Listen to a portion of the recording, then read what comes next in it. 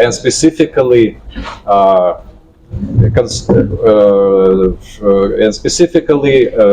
about our activities here in the promotion of cooperation with southern India, with southern Indian states. But at the beginning of our today's meeting, we just wanted also to present you a couple of very short documentaries. I think it will enliven our interaction on the one side, and secondly, we would like to display to you at least one of the important topics, one of the important events that we celebrated this year. It is anniversary of the victory in the world in the Great Patriotic War and in the end of the World War II, where India also played its important role and played a significant role in liberating the world from one of the greatest threats in history. Numbering just over 200,000 men at the onset of war in September 1939. By 1945, its armed forces had grown to more than 2.5 million men, serving in infantry, tank, artillery, and airborne divisions. The Indian Army, composed entirely of volunteers rather than conscripts, became the largest volunteer force in history. During the war years, Indian troops demonstrated exceptional bravery and valor fighting against Mussolini's forces in East Africa, confronting the German Afrika Korps led by Erwin Rommel, serving as the third largest contributor to the Allied landing in Italy, and engaging in fierce combat across Malaya, Singapore, Borneo, Burma, and even India's northeastern territories. Simultaneously, Indian soldiers played a vital role in maintaining Allied supply lines. As the backbone of British forces in Iran, they helped secure the southern corridor for delivering Western aid to the Soviet Union. Among those who distinguished themselves in this effort, 2 Indian soldiers were awarded the highest Soviet military honor, the Order of the Red Star.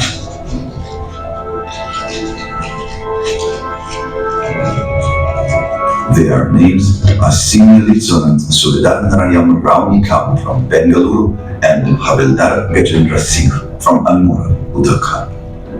In an exclusive interview for the book Friends of the Soviet Union, India's Solidarity with the USSR during the Second World War, published in 1977 by Soviet journalist Leonid Petrokhin, Kakor Gajendra Singh shared the story behind his bravery and the motivation that drove him. Our main task was to reach supplies to the Russian soldiers fighting the German invaders in the south of Russia. From Kanikin to Tabriz via Hamadan was 3 days of arduous journey on 6-ton trucks. Our officers told us how important it was that the supplies reach our allies, the Russians, who were keeping the enemy from marching towards India. We worked day and night, not bothering about the dangers lurking behind every hillock, every tree, every corner, and kept up the supplies of military hardware, ammunition, rations, and other material. In our heart of hearts, we knew that this ammunition and these rations were as vital for the defense of India as it was for the defense of the Soviet Union. We knew that the enemy we were fighting was ruthless. He was the enemy of mankind. This realization gave us additional strength. A very interesting fact about the Russians' character, the kind of recognition, the kind of respect, they kept giving a special pension of 15 rubles per month to both these individuals till the time they were alive. One should not see it in terms of finance, 15 rubles, but one must see it as a gesture of acknowledgement, appreciation for life, that we acknowledge to give you this as kind of respect, not as kind of to compensate anything. The great victory over Nazism is not subject to division among countries, nor should it be a matter of speculation or attempt to rewrite history. However, they must not forget those nations that made the ultimate sacrifice for the freedom of humanity. Over 87,000 Indian troops and 3 million civilians lost their lives during the Second World War.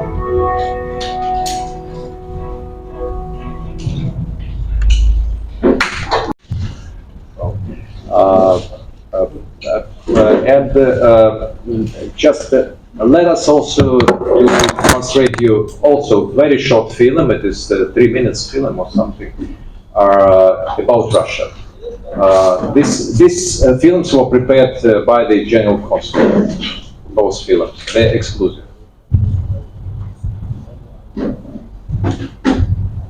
Just the film that will demonstrate what is Russia now.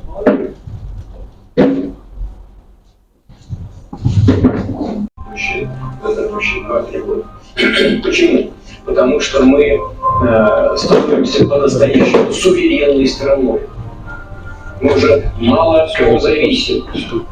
Мы в состоянии уверенно держаться на ногах с точки зрения экономики.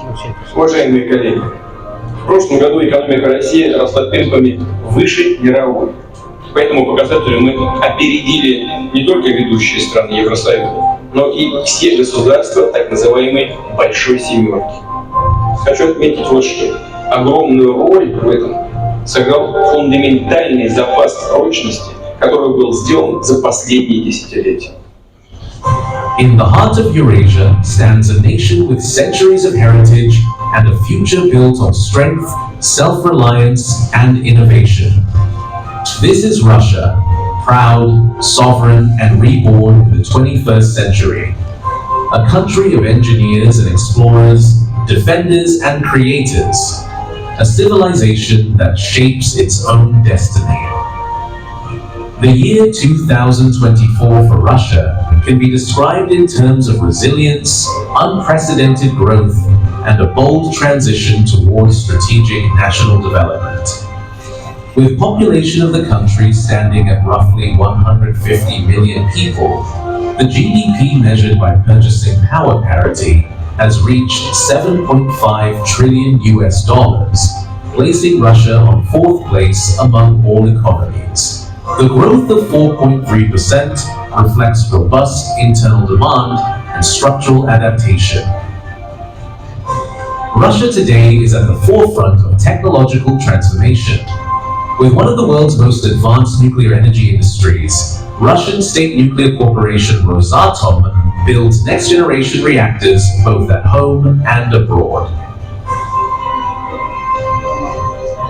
Across the remote Arctic and Caspian regions, advanced technologies are deployed in the most extreme conditions to ensure the sustainable development of our vast territories. A network of new factories now fuels domestic industry, from drones and microelectronics to aircraft engines and electric trains. The dream of technological sovereignty is no longer just a goal, it's becoming a reality. Russia is laying down the physical arteries of its future. Highways like the M12 Vostok connect Moscow to the Urals in record time. Dozens of major bridges, tunnels, and bypasses are transforming regional connectivity from Kaliningrad to Vladivostok. Soon, the country's first high-speed rail line will link Moscow and St. Petersburg, cutting travel time of 700 kilometers to just 2.5 hours. Renovated and expanded port infrastructure is now harboring ships as never before and serving as the welcome gate to the country. Advanced sports and tourism facilities enhance national health and living standards while also reinforcing Russia's status as a leading sports power. To defend its sovereignty, Russia invests in unmatched strategic capabilities. From the depths of the oceans, silent and powerful Borei-class submarines patrol with nuclear precision. In the skies, Su-57 stealth fighters push the boundaries of aerospace engineering. On land, the modern Russian army deploys next-generation tanks, drones, and missile systems. The S-400 and S-500 air defense systems are not just weapons, they are shields that protect the homeland and friends of Russia as well. India's S-400 Sudarshan air defense system has proven its unmatched capability in intercepting and neutralizing aerial threats. As tensions remain high along the borders, the S-400 Sudarshan system continues to fortify India's airspace, ensuring air dominance and protection from evolving threats.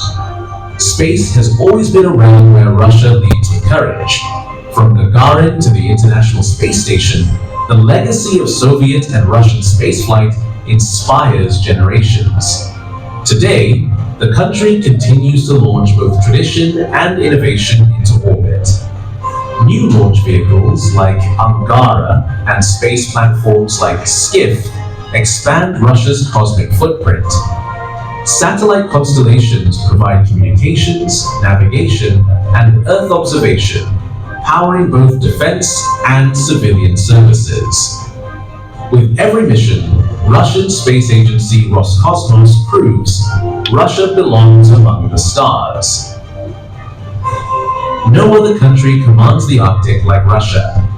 With the world's only fleet of nuclear-powered icebreakers, including the mighty Arktika and Yakutia, Russia opens new shipping lanes through the Northern Sea Route. The Arctic is not a distant frontier, it is a zone of strategic development. New ports, gas terminals, and rail links are transforming frozen wilderness into corridors of opportunity. Here, technology and willpower conquer the impossible. Russia's strength lies not only in machines or missiles, but in its people. High educational standards and strong-minded and ambitious young generations boost the country's potential to reach new pinnacles of its development. In the minds of young engineers, the courage of its soldiers, the wisdom of scientists, and the spirit of a nation that never gives up. In the face of challenges, Russia continues to build, not only cities and factories, but a future for its people. It protects, not just borders, but the everyday lives of millions. It advances, with the strength of its citizens at the heart of every step forward. Every road laid, every innovation developed, every milestone reached is done for one purpose: to make life better, stronger, and more secure for all who call this country home.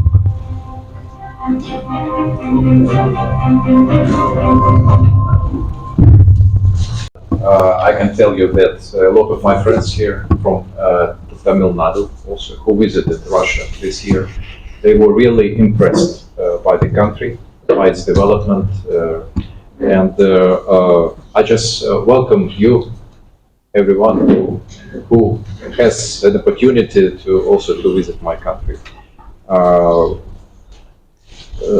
So, for those who have just joined, I will repeat that I'm Consul General of the Russian Federation in Chennai. I'm responsible for 5 states of south of India. And to the right of me, this is the director of the Russian Center, Alexander Dadonov. We are holding traditional annual press conference today on the Russian-Indian relations and our cooperation with the south of India. And I think I would start with just general assessment of our relationship, which certainly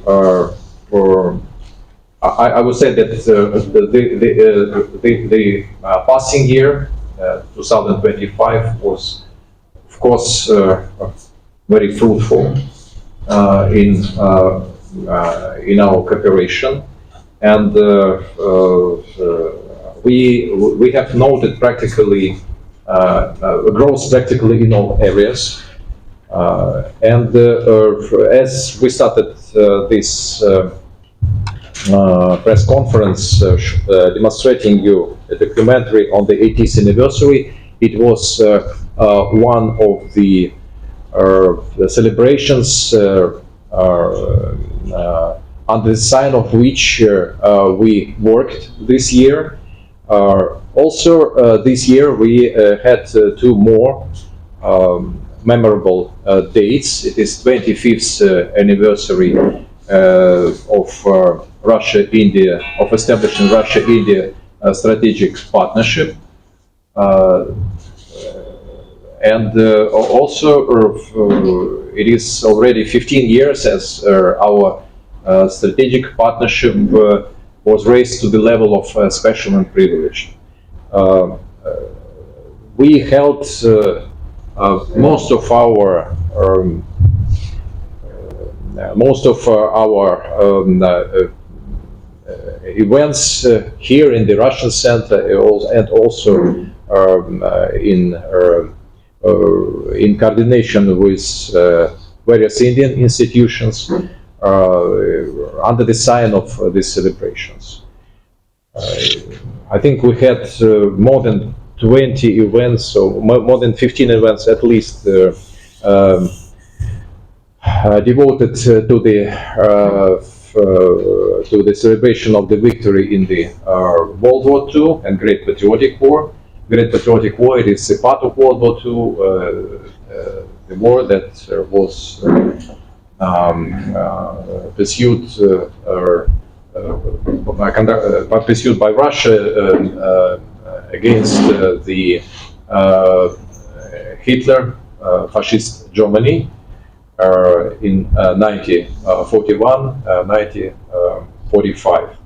And the result of that war, I think you're quite aware, as this is not just the victory of, not just the entering of the Soviet army into Berlin, but also the creation of the new system of international relations, which for the first time adopted, for the first time in the history of mankind, adopted many principles, also the principles of equality between states that now govern all the international relations.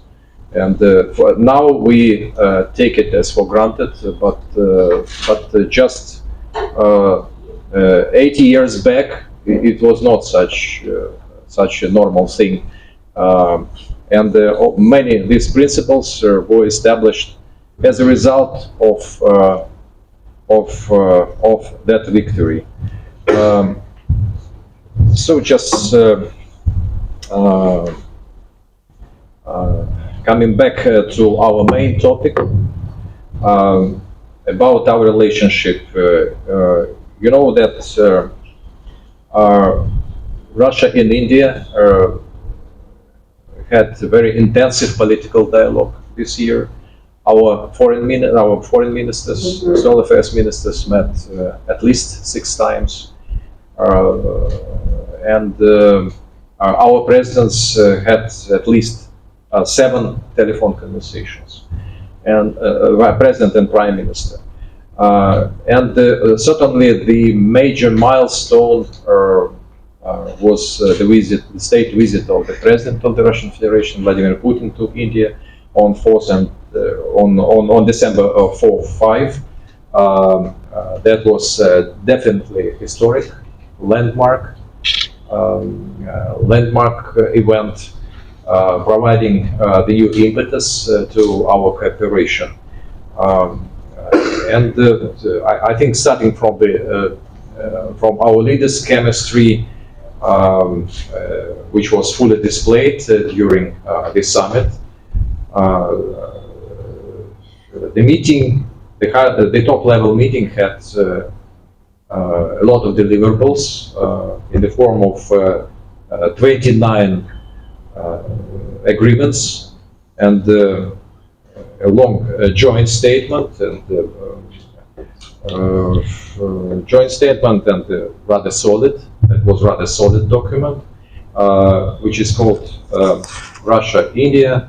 Time-tested, progressive partnership based on trust and mutual respect. The arrangements and the agreements and the understandings of this summit are set to create conditions and energize the existing institutionalized cooperation framework, providing additional positive effect to our trade, economic, scientific, technological, defense, security, cultural, and academic ties. This is also important for enhancing collaboration between the regions of Russia and India, including the southern India. I think you know that Russia, that in the understandings and the agreements that we had, one of the most important is that we are going to work on making our trade more balanced and certain specific trade benchmarks, and not just in trade but in economic cooperation and scientific cooperation were set in our joint program of development of strategic areas of Russian-Indian economic cooperation till 2030 that was adopted during this summit.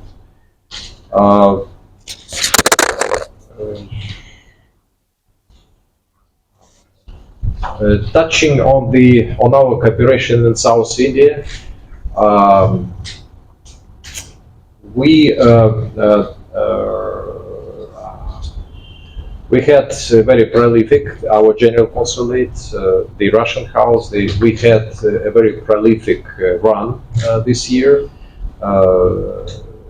We had a lot on our plate, and so there are some maybe the main highlights were the meetings with the top authorities of the southern Indian states, and I had a meeting with Chief Minister of Tamil Nadu, Stalin, with Chief Minister of Telangana, Rewant Reddy, and along with Ambassador of the Russian Federation in February, we visited Karnataka and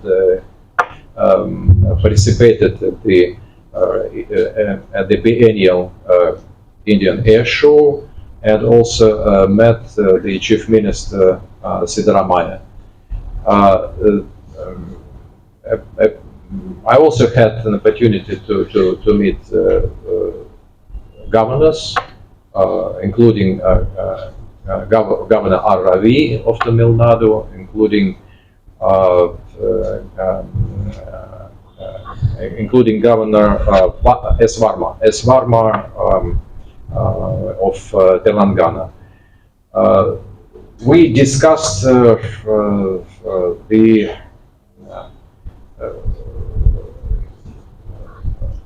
let's say broad agenda of our cooperation and the opportunities and the current status of our cooperation and opportunities for further expanding our interaction.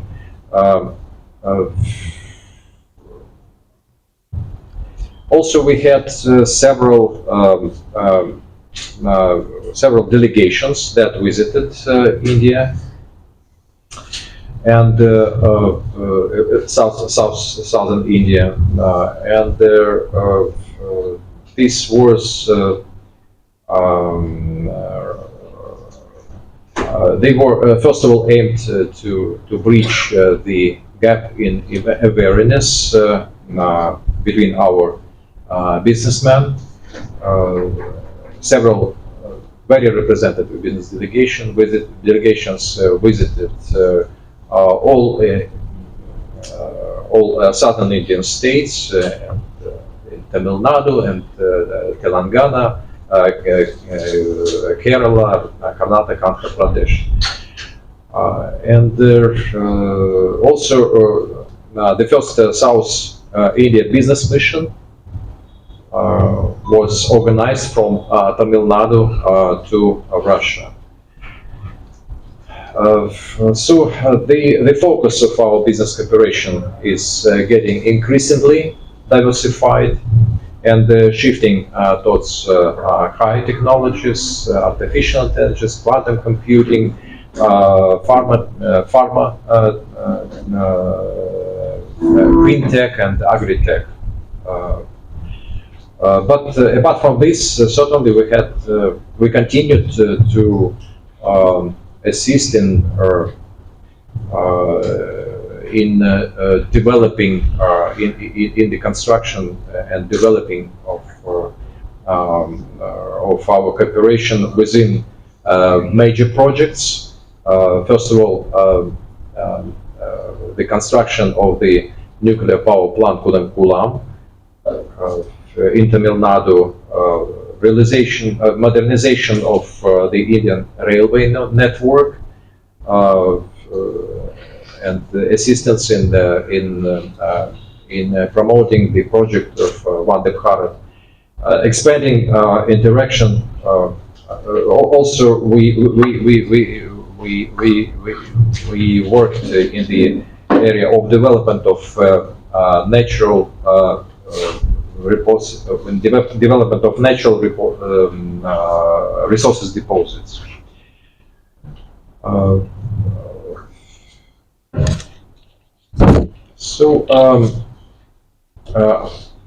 I think Alexander will touch on the cultural aspects of our interaction, which was, I would say, we had a very rich program this year, a lot of events, and I think I will provide the floor for here. Thank you. So, in 2025, the Russian Center of Science and Culture, the RCSC in Chennai, effectively implemented a comprehensive program aimed at strengthening humanitarian, educational, and cultural ties between Russia and India, South India particularly. Primary focus was given to engaging with youth, audience, and academic circles. The central theme, as His Excellency already mentioned, the central theme of the year was the 80th anniversary of victory in the Great Patriotic War. A series of large-scale campaigns, for example, St. George's Ribbon campaign, Immortal Regiment campaign, film screenings and exhibitions were held, reaching thousands of students and Chennai citizens in general, from leading Chennai universities, organizations, companies. Separate events were dedicated to the defender of the Fatherland Day and Russia's contemporary role, including discussions on international relations. I would like to put the stress on one event that on the eve of Victory Day, Russian boxer Dmitry Kudryashov, worldwide known as Russian Sledgehammer, the boxing champion, brought a lamp lit from the eternal flame in Moscow to Chennai, symbolizing the enduring memory of the Great Patriotic War. The flame was handed over the young sportsman, San Prana, representing the youth of the Russian compatriot community in Chennai.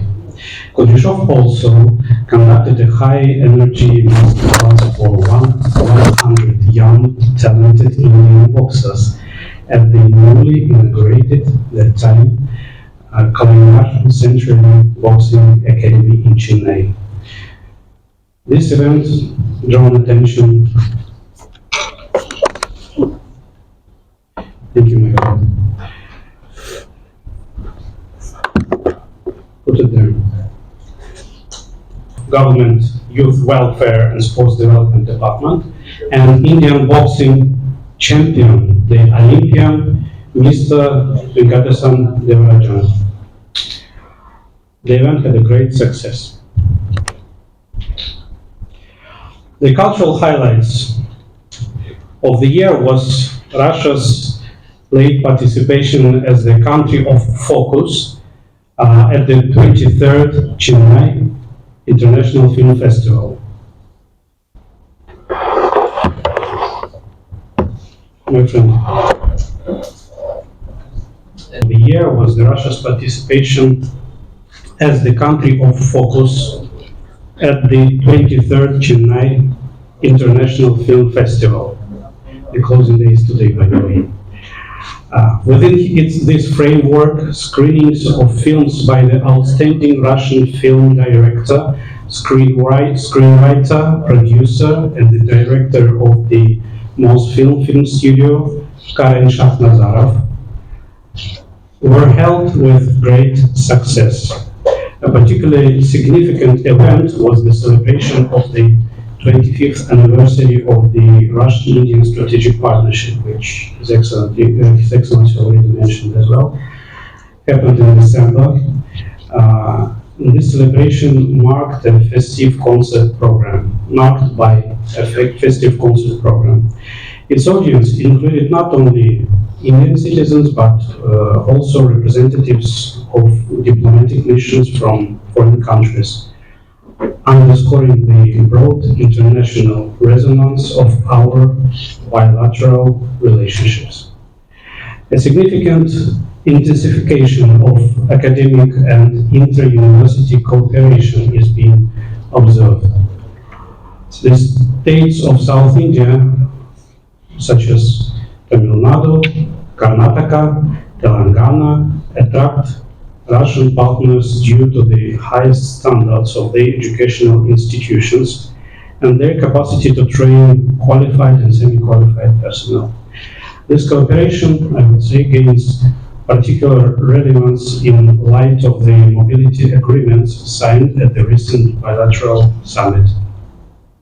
In 2025, the number of places at Russian universities for foreign students increased. Further increase in quotas is planned for 2026, including the Russian government scholarship program. Key events in education with over 13,000 participants included the large-scale exhibition of Russian education 2025, Precise Energy Olympiad, and Science Festival. RCSC successfully running Russian language courses, a dance school, and a library. Also, the Michael Tal Chess Club plays a special role. Founded in 1972, it has become a legendary training ground for Indian chess. Over the years, it has been attended by many of the country's outstanding grandmasters, including the first Indian world champion, Viswanathan Anand. Over 100 events were conducted throughout the year, reaching a wide audience and generating significant media resonance. Strong partnerships have been established with leading universities and institutions in Southern India.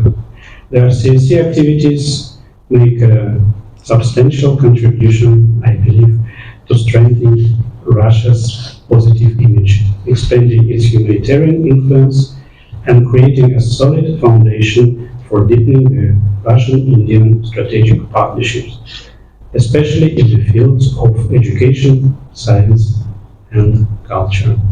Thank you.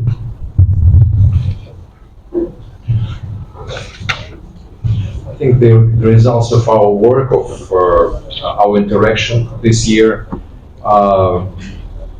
demonstrate that our countries remain long-standing and time-tested partners. We have a very strong foundation of our relationship, and we are confident that it will stand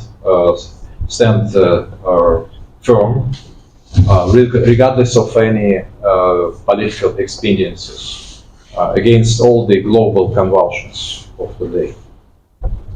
Thank you. I think, yes, Nadia, in the joint statement of our leaders at the summit, and among two other major projects. It is also international corridor north-south and the Northern Sea route.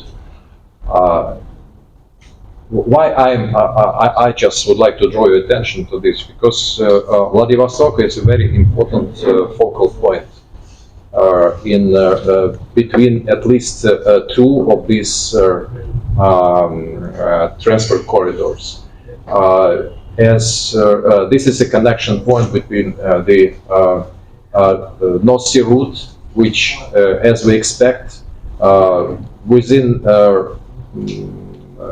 foreseeable future will be open, and they will have the full year navigation,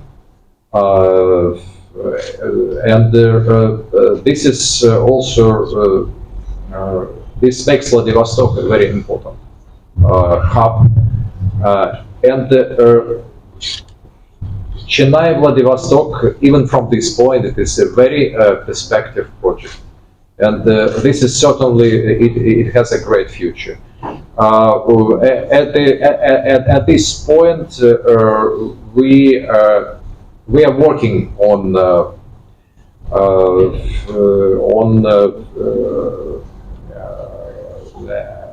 activating this route, and I think it will take time. It will take time. Anyway, certainly there are certain cargoes which are already coming from Vladivostok and going to there, mostly coming from Vladivostok. So certainly this is a great work that we will have to do, and I would like to repeat that it is one of the most perspective maritime corridors of the future. Yes, India government is introducing new nuclear bill. Yeah. For allowing privatization. Yeah. What is your take on that?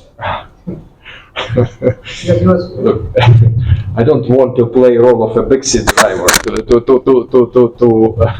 to say anything about this or to advise about the nuclear bill, but it is understandable. India would like to, as we see it, would like to expedite its development of its nuclear domestic industry. And certainly, we are ready to work with Indian, not just state but private sector in this area. But in fact, I think we already have some kind of cooperation, not in the critical areas of construction of nuclear power plant Kudankulam, but let's say non-critical areas. And not just Kudankulam, but also in construction, in our joint efforts in construction of the nuclear power plant Rupur in Bangladesh.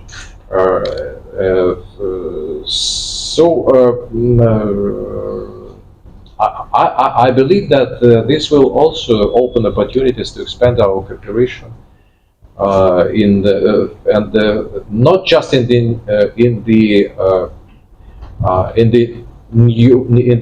use of the nuclear energy, in the direct use of the nuclear energy, but also in its let's say in its additional application, for example, in the sphere of radiology, medicine, and many other applications.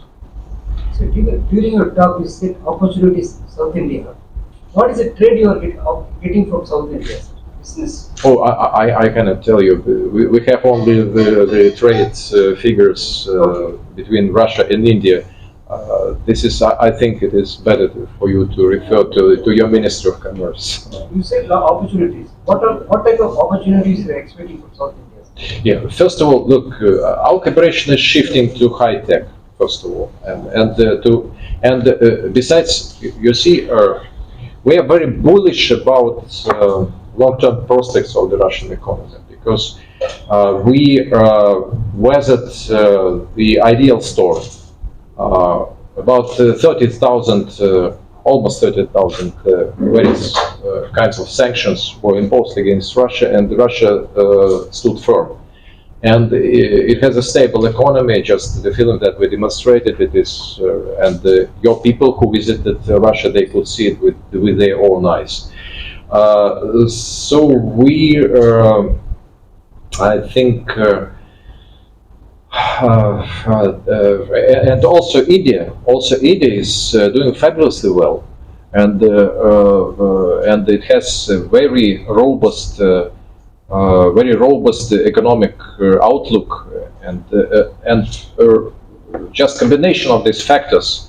It is very important. They provide prerequisites for expansion of our cooperation. And what I just noted, frankly, that I noted myself that we are shifting to high tech. A lot of our companies, a lot of Indian companies, getting into engagement, and I would not, let's say, I would not, let's say, dwell into details at the moment, but we are working well in many areas, in cybersecurity, in pharmacy, and we're starting to work in the artificial intelligence, and this is quite a perspective area. I think our president, our president also mentioned this. But apart from this, there are critical industries like shipbuilding, aircraft building. I think you noted that we signed the first agreement on this in this field, as Russia is almost at the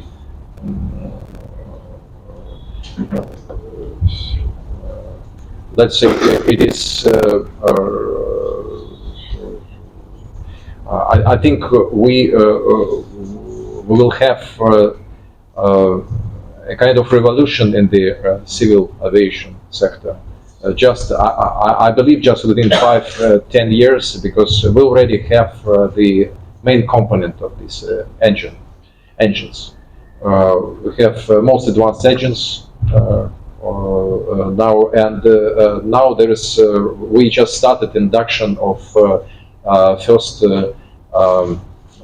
first dual civilian planes, and apart from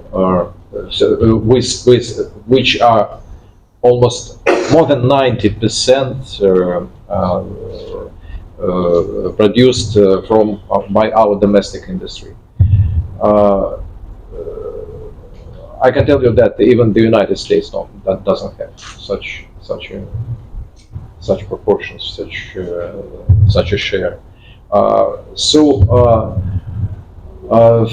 Shipbuilding, aircraft construction, and also agriculture. By the way, this is the area we are moving very rapidly in many fields of agriculture, and hopefully we will be moving towards agritech. And also healthcare. This is a very perspective area. We already had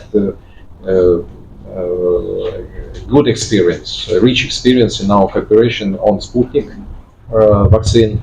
And apart from this, we are working with all your major pharma companies.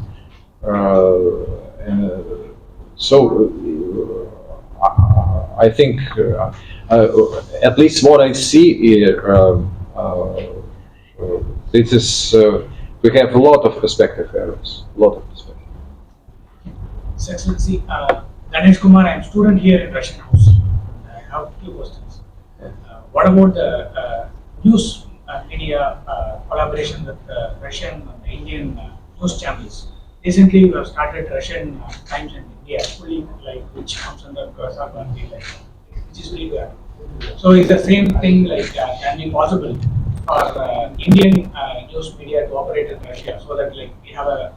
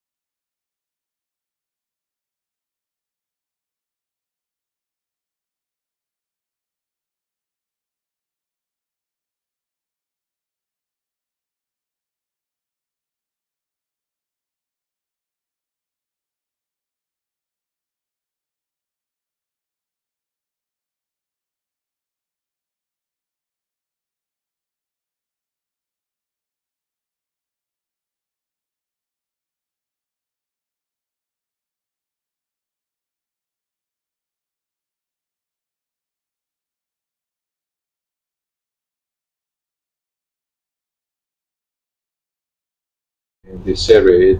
But understand, we're already studying large-scale cooperation as six agreements, at least 6 agreements of the 29 that was signed during the summit. They were about our cooperation between media outlets. I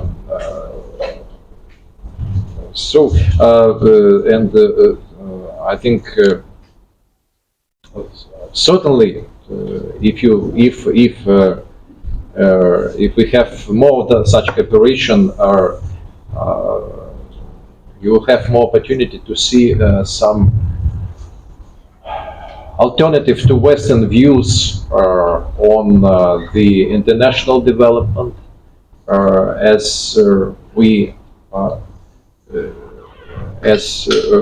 normally when you look in the Western media, they are living in a kind of echo chamber.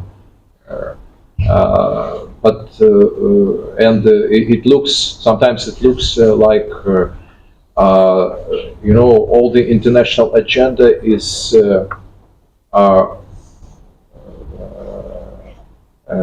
let's say is limited only to the Western media outlets. It's not so. We have a global majority which also has its voice, fortunately the Russian outlets,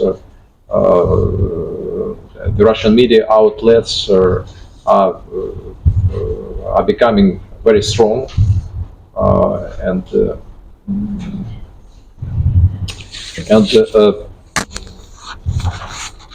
just what I wanted to note that there was also an agreement between the RT and Prasar Bharati. As RT, maybe you know about that, but RT just a few years back, it has become very popular and in the West. And it was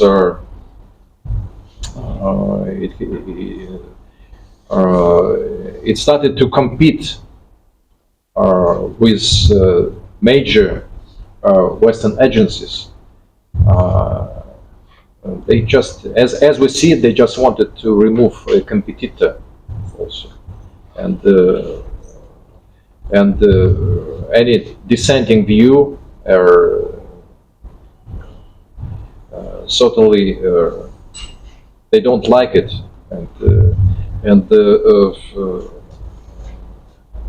I just hope that certainly this cooperation will expand, and we will have more news from Russia also here, have opportunity to see them and to hear them.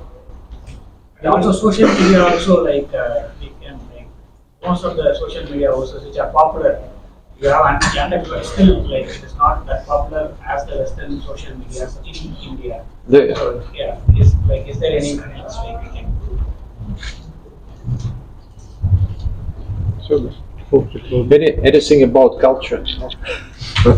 Any Russian companies expected to invest in South India? Huh? Any Russian companies expected to invest in South India? Investments of, particularly spare parts manufacturing sector.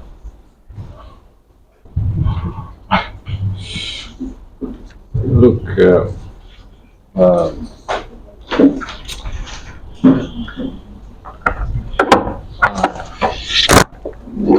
I have no such information. Because you just please understand that this is commercial. Normally, it is commercial information, and but I think if you look into the joint statement, you will see there under the lines what are the areas of interest for Russia and where it is interested to invest here.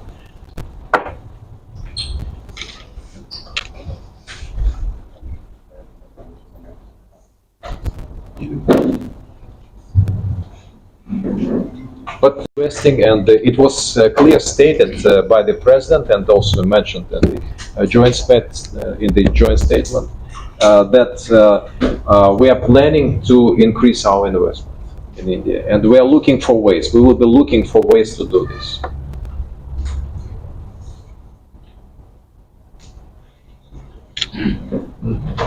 Okay. Any other questions from the bloggers? Russian languages, how instead of in colleges, universities, teaching Russian languages? We are teaching Russian language here. We have the courses of Russian Language Institute in the RCSC, and currently we have agreement with schools in Coimbatore. We are teaching Russian language, of course, online.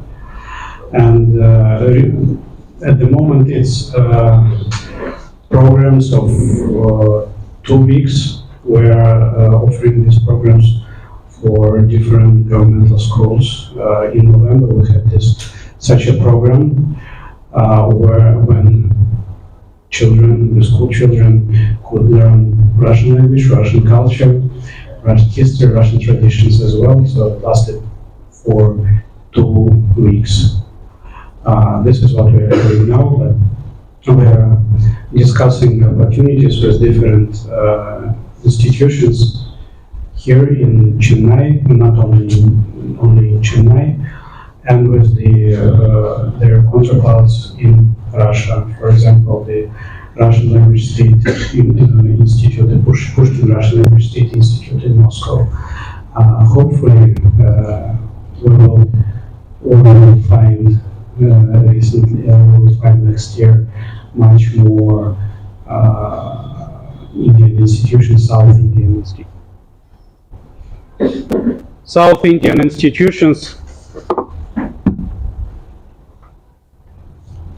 South Indian institutions where children and students can learn Russian language.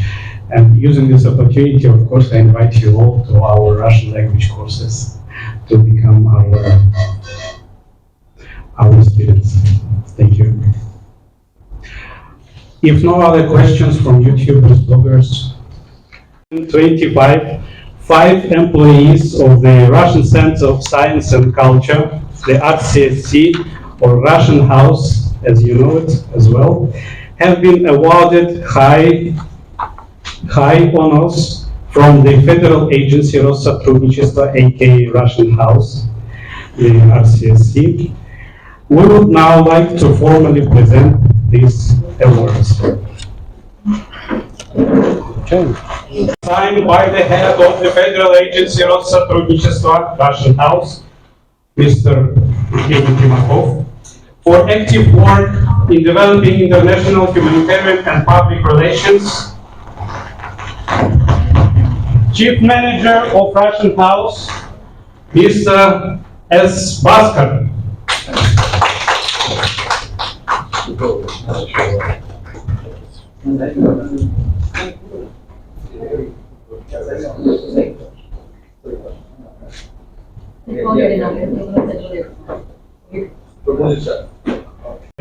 Сотрудничество, Russian House, for active work in developing international humanitarian and public relations, Mr. Arif Pasha.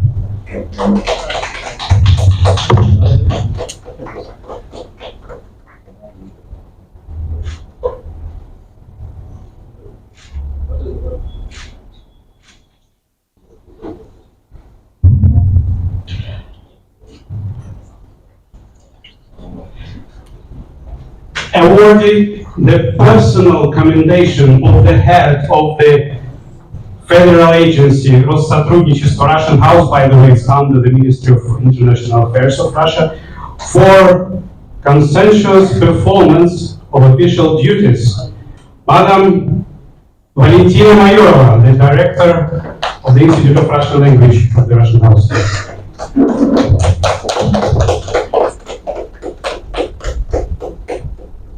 Of the head of the Rossотрудничество Federal Agency, Russian House, for conscientious performance of official duties. The media manager of Russian House, Russian Center of Culture and Science, Madam Evgenia Solovchuk.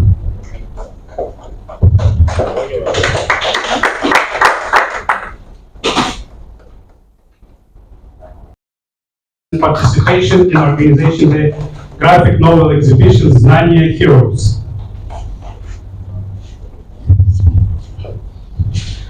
And the last but not the least, awarded the personal commendation of the head of the Federal Agency Россотрудничества Russian House, Moscow, for conscientious performance of official duties. Dadonov Alexander, the head of the Russian Center